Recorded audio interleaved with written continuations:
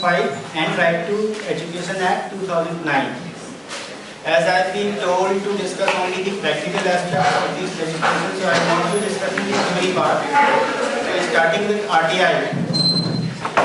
The first thing which you need to keep in, there are two things which you need to keep in mind. First is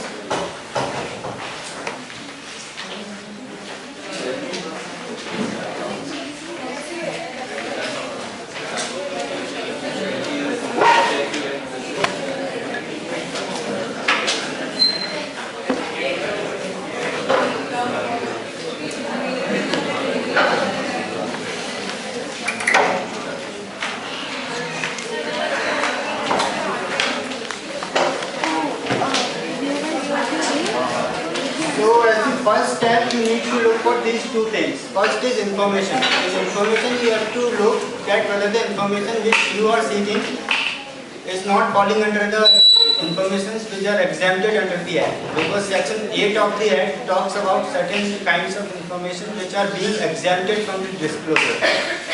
Like section 8 talks about the information like disclosure of information which are exempted, like information which might affect the security and integrity of India, or the information, the disclosure of which may affect the strategic, security, economic or social interest of the state. Now, like recently what happened, you might have read in the newspaper, one person, these nuclear missiles, they are always on activation mode. You just have to press the code and then they'll shoot the target, whichever target is set for them. So now what one person did, he sought the nuclear code of those missiles. So obviously this kind of information you cannot seek under the Act. So his application was rejected under the section 8. And you might be aware about this, this case going on in the Supreme Court to bring political parties within the ambit of RTI Act. Now the center has taken this stand that they should not be brought within the ambit of Act. But the petitioner's argument is he is relying on this section 8 only. He is saying, why are you running away from the Act? Because you have ample grounds in the section 8 whereby you can refuse the information. So you can rely on section 8 instead of running away from the Act. So this is the first point you need to look. And second point is public authority. Then you have to look against what public authority you are going to file RTI, because section 24 talks about non-applicability of this Act to security and intelligence organizations mentioned in second schedule. For example, like RAW, IB, BSF, NSG, CRPF, against these organizations you cannot file RTI application. But the important point here is that this exclusion is not absolute. It's only partial. So in matters of corruption related to these organizations or human rights abuses related to these organizations, you can seek information and they'll provide you information with the prior consent of CIC, that is Central Information Commission, or SIC, State Information Commission. So this is the first step. The second step is to look for the PIO.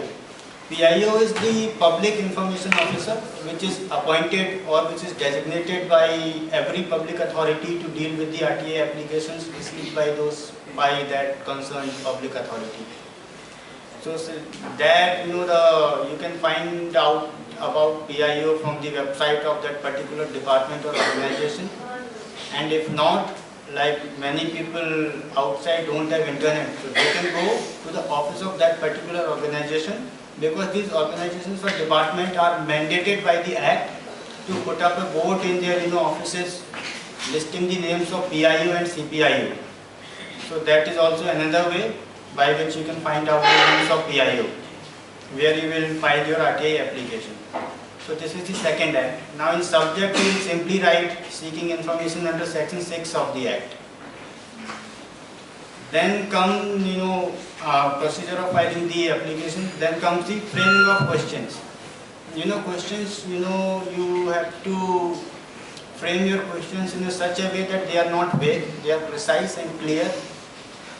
And while framing questions, you can also use your creativity. Like you can add in questions that I need this information for judicial purposes, I need this information for filing the case in court of law. So that will add more weightage to your RTI application. And PIO will not simply refuse your application, not give you information.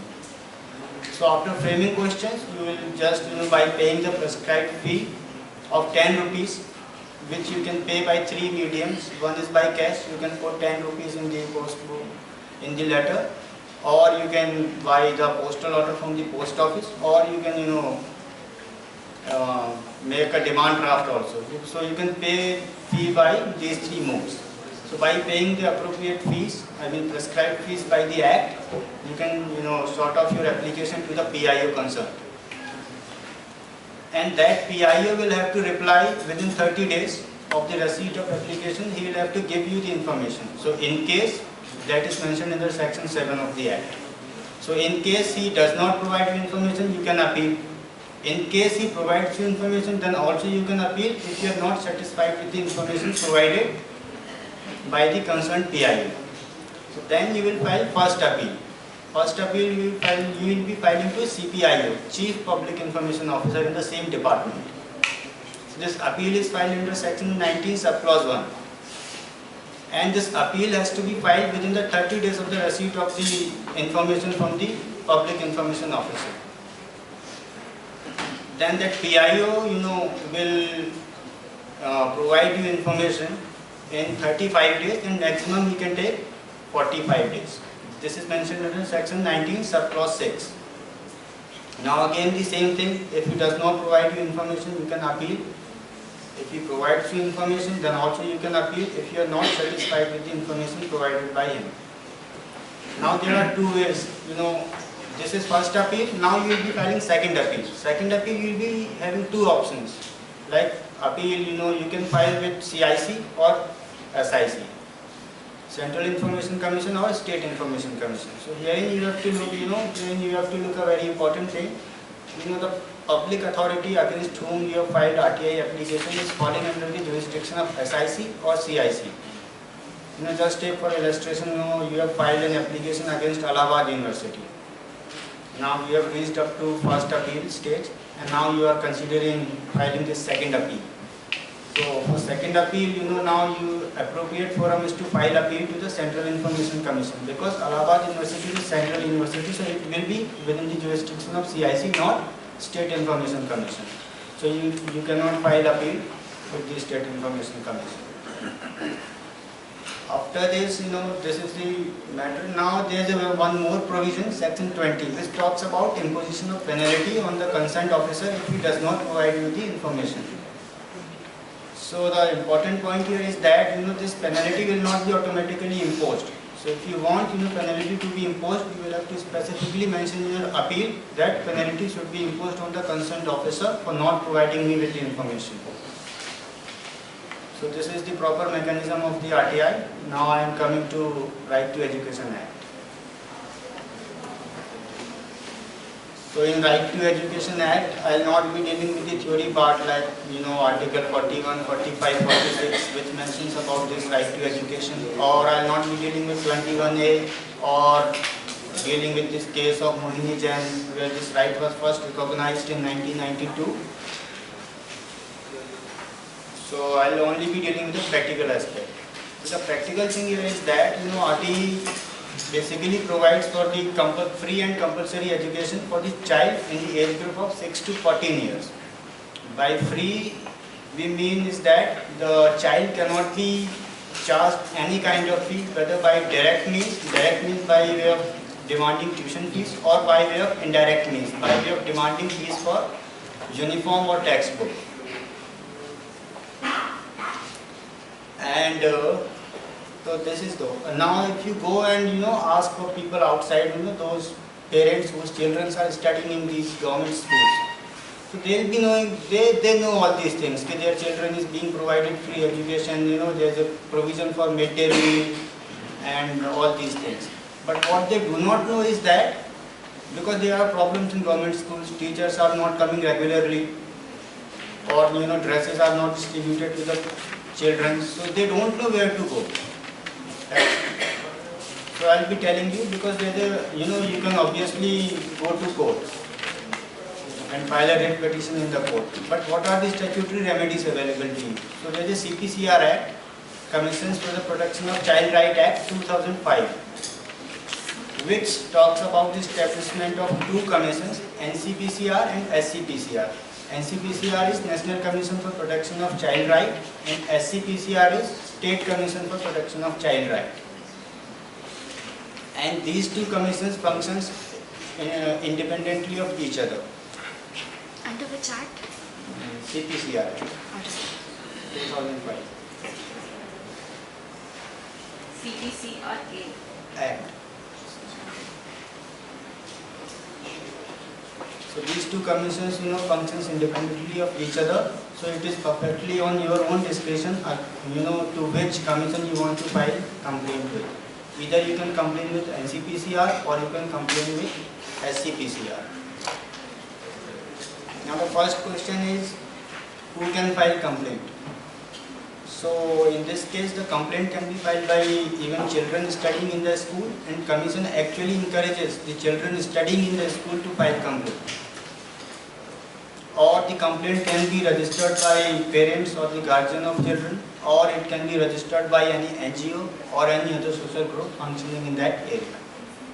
Now the second question comes is whether you have to pay any kind of fee for filing the complaint. Like in case of RTI, you have to pay a fee of 10 rupees. So in case of this RTE, while filing a complaint to these commissions, you don't have to pay any kind of fee.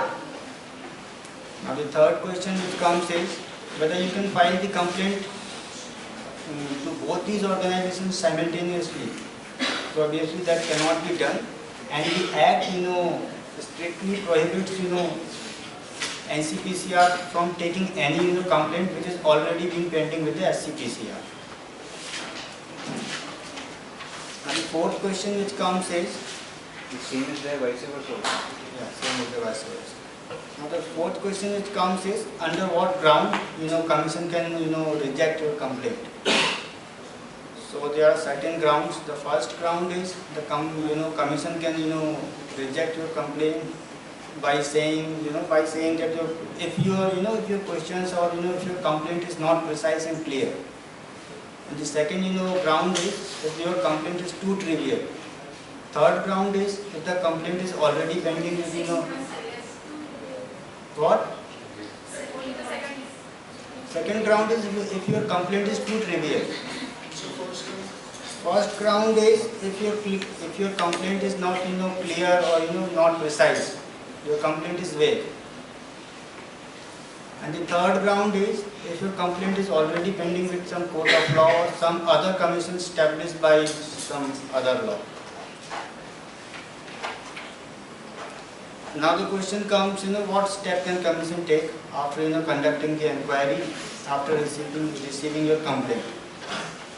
The point is that these two commissions, they are recommendatory in nature. So they can only recommend actions to the government, and it is upon the discretion of the government to accept their recommendation or not.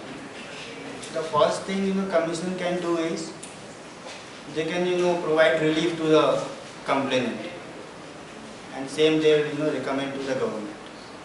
And second thing which they can do is they in their capacity can file a writ petition in court on the basis of same complaint if they think matter is to be decided by the court of law. And the third thing is that they can recommend to the government take an action against the concerned officer for failing to perform his duties. And now one more question is how to get the how to know what is happening to your complaint once you have posted your complaint with these commissions. So you can again post in writing what is happening to my complaint, and they'll revert back. Or you can give them a call by taking your telephone number from their website, and they'll reply. So this is it about RTI Act. Any questions?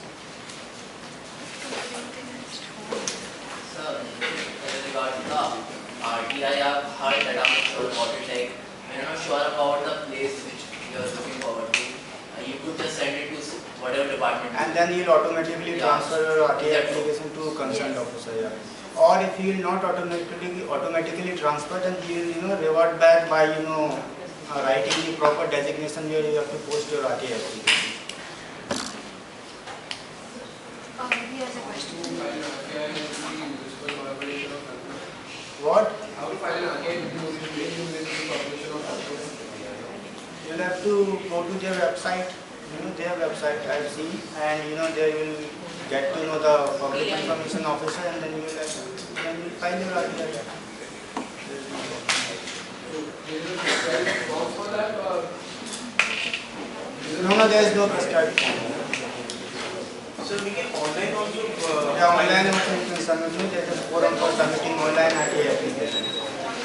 But only some of the departments when you are filing. Yeah, online you can only file against some of the departments, not Not all all the departments.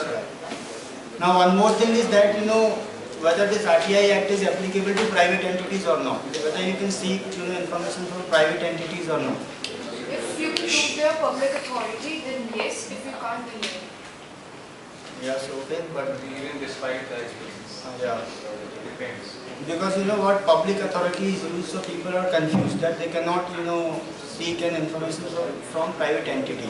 But this assumption is not entirely true. Though it is true that RTI Act does not cover directly these private entities, but it covers them indirectly. If you read the provision section 2 subclause F, then that provision mentions that you can seek an information from the private entity from the public authority with which they are registered. So let's take an illustration, like if you want to obtain an information about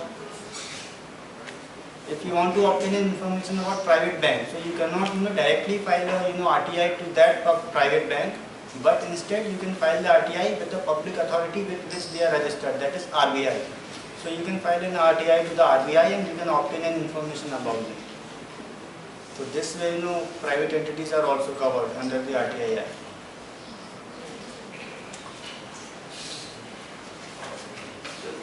So if I want information from CMS about the students which are enrolled there under RTE, So you will have to look for the concerned department with which they are registered. Directly Otherwise you cannot directly file the RTI claim.